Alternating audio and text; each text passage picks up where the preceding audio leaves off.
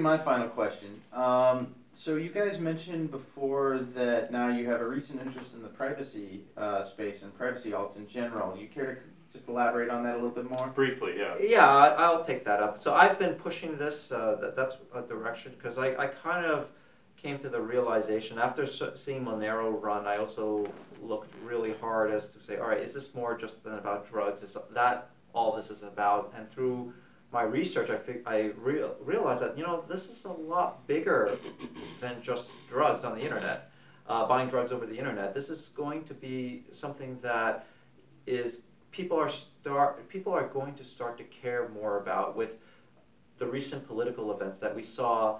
India banning most of their cash. We see Europe banning the 500 euro note. Like there's a war on cash. There's a war on really as the as our debt-based system gets closer to collapse, we're going to start seeing more collapse coming. Yeah. A collapse, it depends on. We're going down. It depends on your definition. Let me right? add this, right? Is that our channel Yeah. is about making life-changing money Yeah. through cryptocurrency investing. That's the first order of business. That's the first goal and the first objective and the first mission. But secondary to that is that if there's something that we can do to help out, basically help out the world, and if it doesn't take a lot of effort on our behalf, we do enjoy doing that also. Yeah. So, but the first goal is money, the profits first, and then the second goal is anything that we can do to contribute to, a better society, and it goes along the same route. We will be happy to do it. So, we missed out on the privacy coin bucket last year. And because of that, we've been doing extensive research onto that. And recently, we've had a privacy coin project reach out to us and sponsor us to do an entire series on why financial privacy is so important to a free society. And we took advantage of that, and we jumped on that, and we collaborated with this privacy coin project to do this because it was something that we were researching for our investment purposes. And then we have somebody that's one of the sponsors to do in-depth research to educate the public about the value of privacy, right? And that just, if we can, that is something that we do believe in wholeheartedly at our core, that every human being should have the right to privacy. This stuff that the government is just mass surveying everybody, right? I'm not a criminal. I'm not a terrorist. There's no reason why they should sit there and listen to every one of my phone calls. You were talking about, just last night, we were discussing about how they're even, mass surveilling our allies. That's right. And Joe Merkel was surveyed. Yes. Yeah. Yes. Like, why do we need to do that? You know what I'm saying? And of course, it's important to know what our enemies are doing that is trying to hurt Americans and our country. But the citizens within this country, we do not believe should be, Surveyed on a surveillance, scale, yes. 24 hours a day on a mass scale, to where every one of your emails and telephone calls and videos and everything gets recorded, right? And so privacy is important, especially in money. Yes, yeah. So that, and we believe that privacy, when it comes to money, is extremely important, because if you think about this, right? If you really think about this, and this is extremely important, is that in our research about privacy, we found out two things, right? One is that when we communicate, think of when you and I communicate with each other, whether it's by mail, whether it's by email, by video, by phone calls or text messages, having the ability to communicate to someone without worrying about somebody threatening you or hurting you is huge. Like, I can call you from another state, another country, another city, and talk to you, and I don't have to feel threatened that someone's going to come and cut my head off, right? Or beat me up with a baseball bat. Now, financial privacy is so huge because it allows us to extend our reach and our communication. See, when you write a letter, or you shout at the top of your lungs, when you make this podcast, or when we make a video or anything like that, what we're doing is we're conveying our ideas and our beliefs. But financial privacy is a little bit different. it's a different format of communication. It's a different form of communication because it allows you to put value on something, right? So, for example, if you believe in, helping young African kids to get healthy, clean drinking water, you can actually send them the money, right? And you can actually send them the money so they can get the water filters and the water filtration equipment to get clean water for their village. And you should have the right to do that without anyone interfering with you and without anyone threatening you to harm you because you believe in helping somebody with that. And the water example is just something simple, right?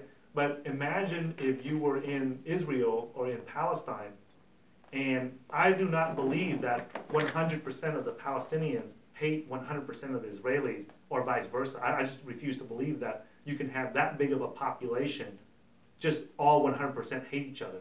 So imagine if you were an Israeli or a Palestinian and you happen to have a friend that was the opposite and you wanted to help him out. You should not have to feel threatened to help him out financially. Does that make sense? And so for us, having that financial privacy is so critical because it allows you to put, let's say that you believe in gay marriages, for example. My case it does. my case might be case. I'm for gays getting married. Okay, so I'm personally trying to get married too. So imagine that you want to support someone, support the gay rights or the gay marriage movement, and your boss at work does not like it and feels threatened and threatens you that if you go to a gay marriage rally or something, that he'll terminate you from work or fire you or not promote you. See, you should be able to support that cause or what you believe in. And we're not saying that we believe in gay marriage or we support in gay marriage or anything like that. We're just saying that if someone has an idea or a cause that they believe in. Let me see if I get their point. Let me try to summarize it. So you're saying that the value judgment that you do or anything you do should not be a property of the money itself, because the money should be totally agnostic to what it's used for. Yeah. And then because of that, it needs to be private and fungible. Yeah, exactly. And the thing is that you should be able to communicate. See, when you send me an email or a text message, you're just communicating your idea. But when you're sending me money, you are communicating your value. Yeah. You're telling me that, hey, you know what? I value this in what you're doing or what you're saying or what you believe in or what you're fighting for a time. Those values. Yeah, right. And you should not be threatened by placing your value into something that you believe in. You shouldn't be threatened for that. A human being should not be physically threatened that you are going to be physically hurt or someone in your family is going to be physically hurt just because you place value on something. Yeah. I totally. You know what I'm saying? And so that's extreme. That's why when we were approached by this privacy coin project to research, and educate the public on the value of financial privacy, that was along the same lines that we were researching privacy, all the privacy coins anyway, to invest into it. But now, if there's a way that we can educate the public on not just the investment opportunities in privacy coins, but the philosophical case, make the philosophical case on why financial privacy is so critical and important to a free society, we want to be able to do that too.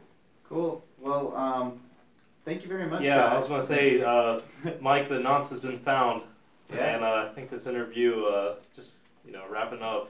I think we went a little over what we thought we were going to do. Yeah. It was interesting. It was fun, guys. Thank you very much. Yeah, and lastly, where can people learn more about you? There you go. The best way for people to follow us and follow our research is at cryptocurrency.market/newsletter, and it's spelled just like you hear it. We know your website. Oh yeah, LeonFu.com. LeonFu.com.